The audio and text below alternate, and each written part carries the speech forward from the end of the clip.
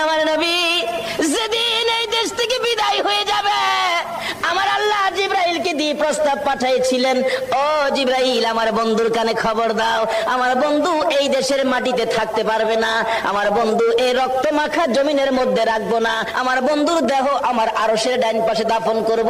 জিবরাইল খবর নিয়ে ডাকতেছেন, হুজুর আল্লাহর সালাম গ্রহণ করুন। আমি জিবরাইলের সালাম গ্রহণ করুন। আল্লাহর নবী গো, আপনার দেহ মোবারক আল্লাহর আরশের ডাইন পাশে দাফন হবে, আপনি খুশির সহিত কবুল করুন। আমার নবী কোনো কথা কয় না, দুইটা চোখের পানি ঝরঝর করে ছাড়তেছে। জিবরাইল বলেন, ইয়া রাসূলুল্লাহ, এত সুন্দর প্রস্তাব নিয়ে আসলাম, কোনো কথা কন না, খালি কাঁদেন কেন জানতে চায়। আমার নবী বলেন, জিবরাইল রে, তোমার জন্য খুশির খবর হতে পারে, আমি খুশি হতে পারলাম না, কেন পারলেন না? রে জিবরাইল, আমার দাফন আল্লাহর আরশের ডান পাশে হবে, আমি জানতে চাই আমার গুনাহগার